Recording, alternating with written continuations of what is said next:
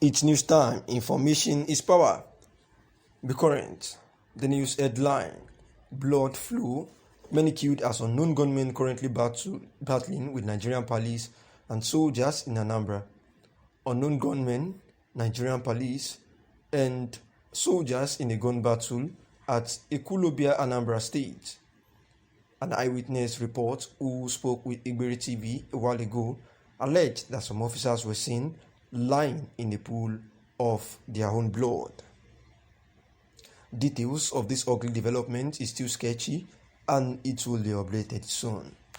And this is also at the time that it was reported that remember the case of which the Nigerian policemen went to arrest some people, some weathers, some youth in the environment due to the fact that they were seeing them to be threats in the neighborhood and suspecting them to be people of the indigenous people of Biafra.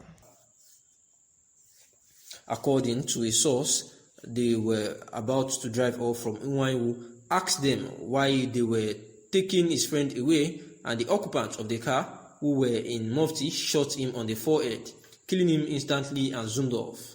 As people gathered to see what had happened, the car returned and the frightened onlookers took to their heels. The car occupants picked up Gůñměň's corpse and dumped it in the car and zoomed off again.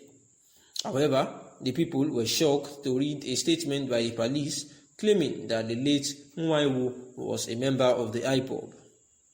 According to the statement by the police spokesperson Mike Abatam in Owerri, Friday, October 8, 34-year-old Gůñměň was described as IPOB champion who played a major role in the killing of police officers and burning of police stations in Imo, and had long been declared wanted by the police and was arrested following credible informations.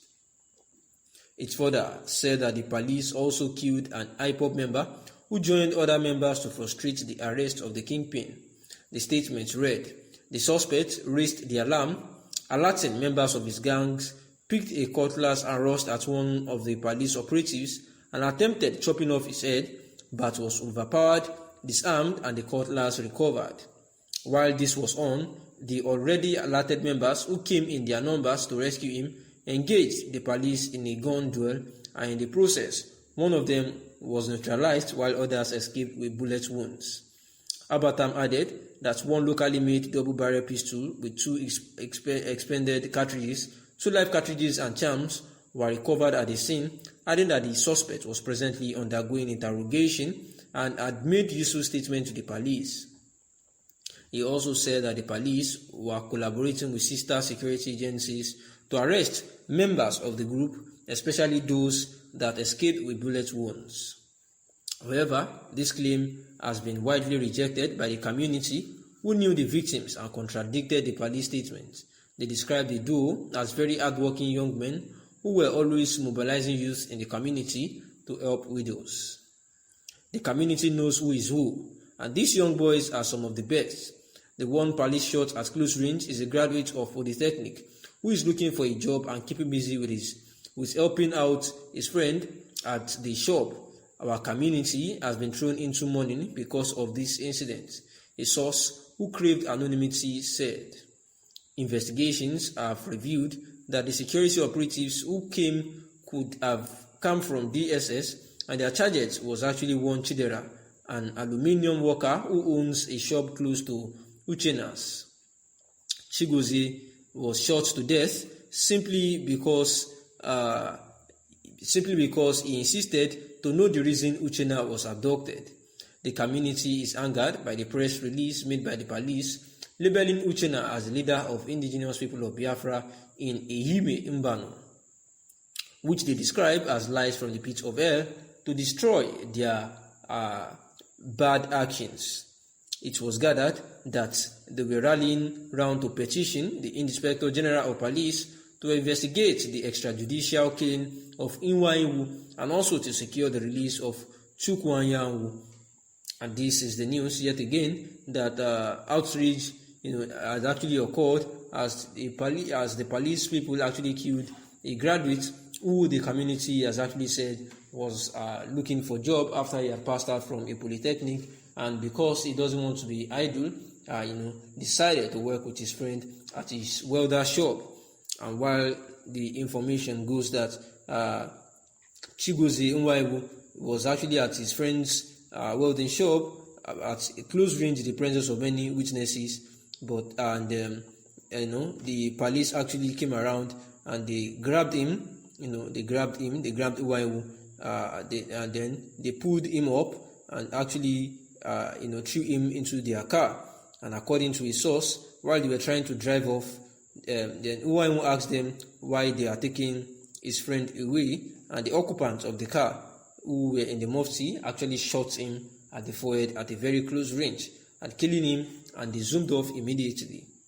And people gathered there to see what had happened, and perhaps they saw that and they quickly came back, and the onlookers, actually the communist people that saw the event and moved closer to see the cause, they actually ran away, while the car actually turned back, and they picked up Nwaiwu's corpse and dumped it in the car, and they zoomed off again. And that is there are two friends actually now.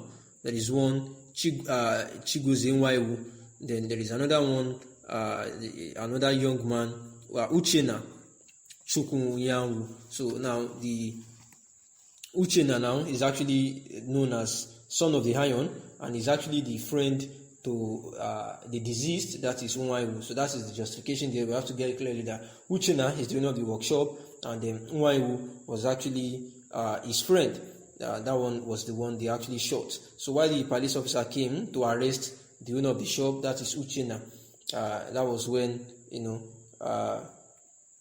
Nwaiwu had actually visited the friend, and while the police actually arrested Uchenna, and Nwaiwu was like trying to ask why they picked him off, that's when they shot him dead. And the suspects raised while the police actually released their own report. They said that while they came around to arrest them, because they tagged them as IPOB members and leaders, within that locality of AMA, and they said that he was actually championing the IPOB and the IPOB, agitation in that area, and being known as terrorist group. While they got there, that his friend Nwaiwu actually alerted the other people, their gang, in the words of the police, and they brought out some gun and cutlass, and they beat to defend themselves. That was when he was shot dead, and they arrested Uchenna to go and query him for investigation.